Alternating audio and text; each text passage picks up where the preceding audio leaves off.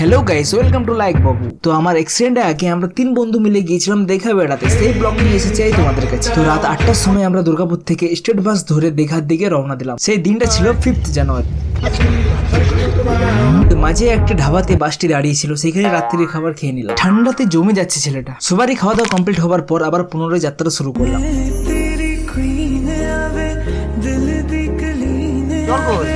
জল সাইডে পড়ে গেছে। হ্যাঁ একদম। আরে কি কথা বলছিস? বল। ব্যাগ দিয়ে যা যা আছে বার করে পড়ে যাবে। লোকের ব্যাগ নিয়ে সিধে ছিড়ে যায় না, মারা আমার খেলে।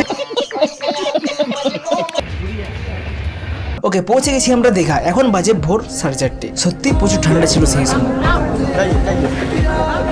Good morning, welcome to Digha. Bus থেকে নেমে আমরা টোটো ধরে রুমের সন্ধানে বেরিয়ে পড়লাম। ফাইনালি 3 বেডের একটা রুম নিয়ে নিলাম, যার প্রতিদিনের ভাড়া 800 টাকা। সকালে একবার রেডি হয়ে চললাম দীঘা বিচে। আমাদের 3 জনের জন্য 3টি কোল্ড ড্রিঙ্কস ক্যান নিয়ে নিলাম দীঘার বিচে বসে বসে খাবো বলে। ও মাই গড, ও মাই গড, ও মাই গড, জাস্ট ভিড়টা দেখো একটু, সো এক্সাইটেড।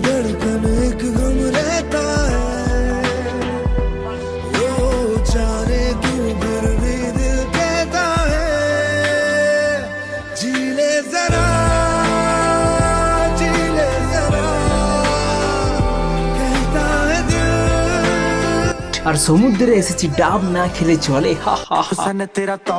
ও সেই দৃশ্য, সমুদ্রে ঢেউ এসে পায়ে ধাক্কা দিচ্ছে আর ঠান্ডা না বাতাস এসে শরীরে ধাক্কা দিচ্ছে আর বলছে এতদিন কোথায় ছিলে।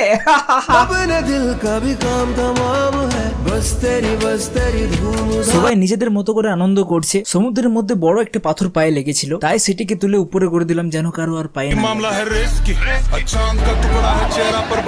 নিজেকে আম্বানির পুত্র ফিল হচ্ছে।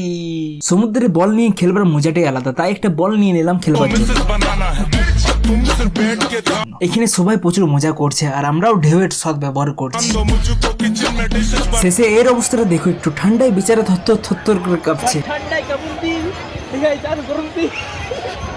3 ঘন্টা যে কখন কেটে গেছে বুঝতেই পারিনি। তাই আজকের মতো টাটা করে উঠলাম বিচ থেকে। ঘুম এসে স্নান করে খাবার অর্ডার করে দিলাম। খাবার খেয়ে একটু ভাত ঘুম দিয়ে রাত্রিতে বেরিয়ে পড়লাম ওল্ড দীঘার উদ্দেশ্যে। আস্তে আস্তে দেখি নানা রকমের মাছ, কাঁকড়া, চিকেনের আইটেম পুরানো হচ্ছে এখানে।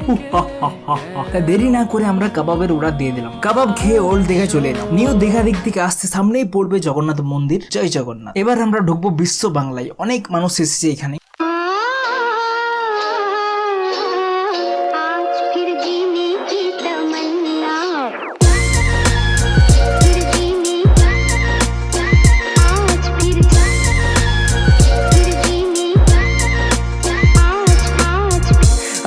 तो मर जाएंगे हाय कुछ कर।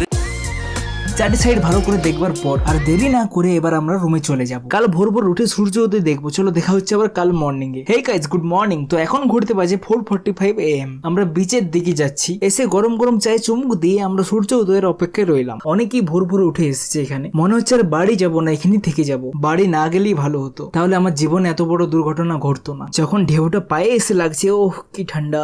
ওই দেখো সূর্য মামা এবার দেখা গেছে। হনুমান সূর্যকে কেন খেতে গিয়েছিল পাকা আম ভেবে এবার ভালোভাবে বুঝতে পারছি। ওম সূর্য দেবই নমো।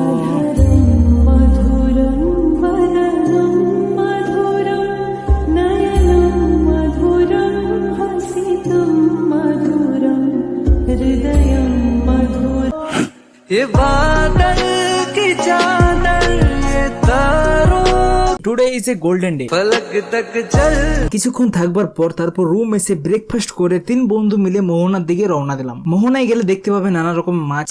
মোহনা মাছের জন্য বিখ্যাত, কিন্তু আমাদের একটু ভুল হয়ে গেছে। আমরা এখানে আসতে একটু দেরি করে ফেলেছি। এসে দেখি কুলফি বিক্রি হচ্ছে, এটা তো মিস করে যাবে না একদমই না। খেতে যা লাগবে না, জাস্ট লাইক এ ওয়াও। এখানে ঘোড়ার পিঠে চেপে ঘুরতে পারবে তোমরা, যার প্রাইস লাগবে 100 টাকা। আর তোমরা চাইলে ঘোড়ার পিঠে চড়ে ছবিও তুলতে পারো, যার জন্য লাগবে 30 টাকা করে। বিমল बोलो जुबा केसरी। অনেকেই ছিপ নিয়ে মাছ ধরছে এখানে। আরে আরে এরা আবার কি করছে? ও ঝিনুকের ভিতরে ডায়মন্ড খুঁজছে। হয়তো টিভিতে অ্যাড দেখে এখানে এসেছে এরা। এখানকার ভিউটা খুব সুন্দর লাগছে। দুপুরে খাওয়া দাওয়া করবার পর নিউ দীঘার পাশে একটা পার্ক আছে, সেখানে চলে এসেছি আমরা। খরগোশ, পাখি আর অনেক কিছু রয়েছে এখানে। টিকিটের তো পয়সা লেগেছে, তাই আমরা সব জিনিসটার পাই টু পাই হিসাব নিচ্ছি।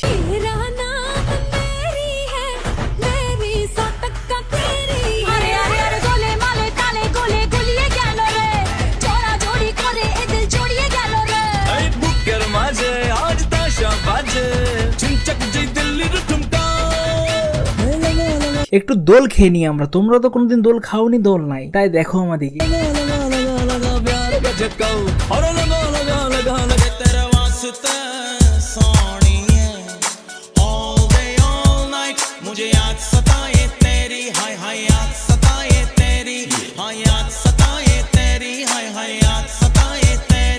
পার্কের মধ্যে একটি ছোট দিঘির মতো আছে, ছোট ছোট বোট সবাই চালাচ্ছে, আমরাও চালাবো, বাট তার আগে আমরা যাবো রোপওয়েতে। টিকিট কাউন্টারে এসে টিকিট কেটে নেওয়ার পর চেপে পড়লাম রোপওয়েতে।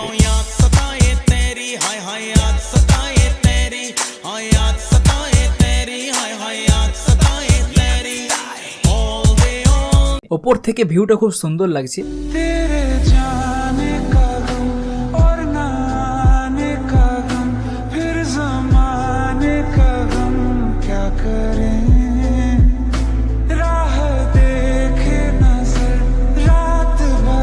রোপওয়েতে চড়বার পর নেমে গেছি আমরা, এবার চাপবো সাইকেলিং বোটে। আসার সময় আমরা দেখি চারি সাইডে নানা রকম ফুলের গাছ রয়েছে বিভিন্ন জাতি। আজ আমরা রিটার্ন করে যাব, রাত্রি 10টার সময় আমাদের বাস আছে। বোটে আমরা চাপলাম কিন্তু সন্ধ্যা দিক করে। প্রসেসিং সিম্পল, যত স্পিডে প্যাডেলিং করবে তত স্পিডে বোটটা চলবে। রুম এসে খাওয়া দাওয়া করে জিনিসপত্র নিয়ে আমরা বাস স্টেশনে চলে এসেছি। ওকে, আমরা বাসে চেপে গেছি, এবার বাড়ির দিকে রওনা দিলাম। এই ছিল আমাদের দীঘার ট্রিপ, খুব মজা হয়েছে। সামনাসামনির মধ্যে দীঘা একটি খুব সুন্দর জায়গা। কে কে এসেছো দীঘা কমেন্ট করে অবশ্যই জানিও। ভিডিও ভালো লেগে থাকলে লাইক এন্ড সাবস্ক্রাইব করতে অবশ্যই ভুলবেন না। আজ এখানে অবধি, ভালো থেকো, সুস্থ থেকো।